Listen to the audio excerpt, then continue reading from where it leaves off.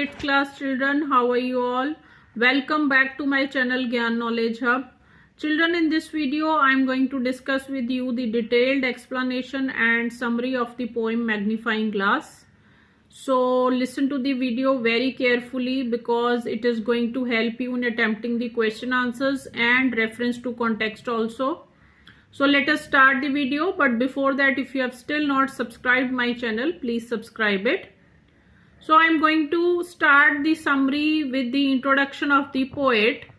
The name of the poet is Walter de la Mare, who was a famous British poet.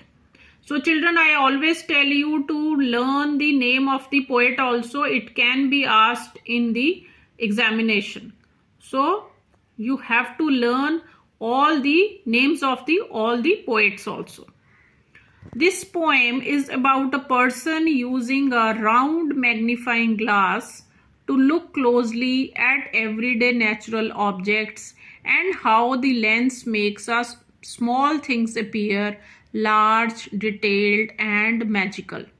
So I am sure कि सभी को magnifying glass के बारे में पता है, सबने देखा भी होगा. तो जो पोएट है वो छोटी छोटी जो एवरीडे की जो नेचुरल चीज़ें हैं उनको वो मैग्नीफाइंग ग्लास के थ्रू देखता है और वो जो एवरीडे की जो नॉर्मल सी जो चीज़ें हैं वो इतनी बड़ी, इतनी डिटेल्ड और उसको मैजिकल दिखाई देती हैं through a magnifying glass. So this poem is about his perspective through a magnifying glass. So what happens in the first stanza? In the first stanza, the poet starts by talking about a magnifying glass. When he looks through it, ordinary things become magical. तो जब वो magnifying glass के through देखता है तो जो normal सी ordinary सी चीज़ें हैं वो भी बड़ी मैजिकल उसको दिखती हैं. In a small piece of chalk, he can see tiny shell shapes.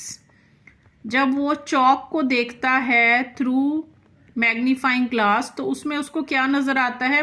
Tiny shell shapes. जैसे शेल की शेप होती है ना, वैसे छोटी छोटी बहुत सारी जो पार्टिकल्स हैं चौक के वो उसको शेल की शेप में नजर आते हैं. So this is the first thing which he looks at through the magnifying glass. दूसरी चीज वो क्या देखता है? An inch of moss appears to be a whole forest with miniature flowers and trees. तो दूसरी चीज वो देखता है मॉस का पीस. मॉस होता है बेटा जैसे काई लग जाती है ना रेनी सीजन में ग्रीन कलर की, वो होती है मॉस. तो उसको जब वो थ्रू देखता है मैग्नीफाइंग ग्लास तो वो उसको कैसे दिखती है मॉस? जैसे कि एक छोटा जैसे कि एक फॉरेस्ट हो और फॉरेस्ट के अंदर बहुत ही मिनिएचर, बहुत ही छोटे छोटे ट्रीज और फ्लावर्स लगे हैं, तो ऐसी उसको मॉस नजर आ रही है. सो this is again very magical. Next is a drop of water looks like a busy bee hive. उसको पानी का एक ड्रॉप कैसे दिखता है?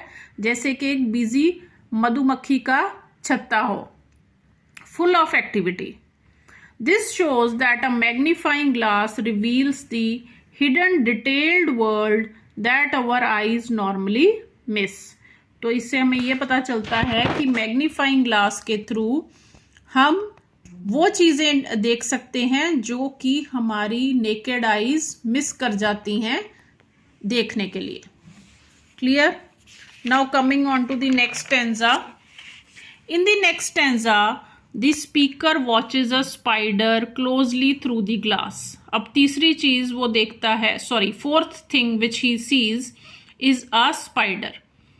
He describes how the spider skillfully spins silk from its spinnerets. तो वो क्या डिस्क्राइब कर रहा है कि कैसे एक स्पाइडर जो है बड़ी स्किलफुली अपना जो नेट है, जो नॉट नेट बट जो वेब है उसको बुनती है थ्रू इट्स स्पिनरेट्स. सो स्पिनरेट क्या होता है? उसका एक माउथ का पार्ट होता है जिसकी हेल्प से वो स्पिन करती है सिल्क. सिल्क मीन्स मकड़ी का जाला. The spider's claws are compared to a tiger's claws. तो वो जब क्लॉज देखता है स्पाइडर के तो वो उनको कंपेयर कर रहा है एक टाइगर के क्लॉज से क्योंकि वो उतने ही डेंजरस और उतने ही स्ट्रॉन्ग दिख रहे हैं जितने कि एक टाइगर के क्लॉज होते हैं। The speaker also notices how flies with many eyes gate trapped. तो वो नेक्स्ट चीज क्या देख रहा है, आईज देख रहा है फ्लाइज की। तो यू मस्ट हैव सीन कि जो हाउस फ्लाइज होती है ना, उनकी आंख के अंदर बहुत सारी आंखें होती हैं, एक आई के अंदर बहुत सारी मल्टीपल आईज होती हैं। तो वो कह रहा है कि जो फ्लाइज हैं वो इतनी सारी आईज होने के बावजूद they get trapped in the web of the spider. This shows that even though they can see well, they are not always very careful.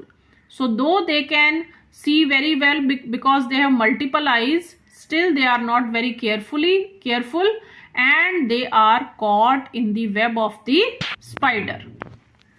Now in the final stanza, in the last stanza, the poet says that even the smallest objects become wonderful when seen through the glass. वो कहता है सब छोटी से छोटी चीजें भी जब आप मैग्नीफाइंग ग्लास के थ्रू देखते हो तो बड़ी ही वंडरफुल हो जाती हैं। It shows more than expected means it becomes even more amazing. तो जो आपने एक्सपेक्ट भी नहीं किया होता वो भी आपको दिखता है through magnifying glass, so it makes the things even more amazing. He then starts imagining using telescopes which have very powerful lenses. अब नेक्स्ट लाइंस में वो इमेजिन करना शुरू करता है कि अगर मैं टेलीस्कोप के थ्रू देखूं then what will happen. You know ना दैट टेलीस्कोप के through you can see the heavenly bodies, moon, stars, वो देख सकते हो आप। तो वो कहता है कि अगर मैं पावरफुल लेंसेज टेलीस्कोप वाले यूज करूं then what will happen.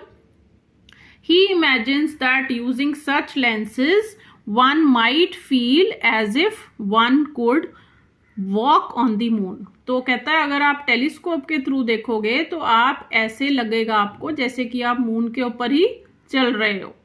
This suggests that observation and curiosity can make even the unreachable seem close. तो इससे क्या पता चलता है कि अगर हमारी अच्छी ऑब्जर्वेशन हो और क्रियोसिटी हो माइंड में तो हम जिन चीजों को, जो अनरीचेबल चीजें हैं जहां हम नहीं भी पहुंच सकते, वो भी हमें बहुत ही क्लोज दिख जाती हैं।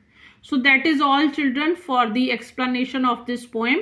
Very soon I will be uploading the question answers also. So if you find the video useful please like and share.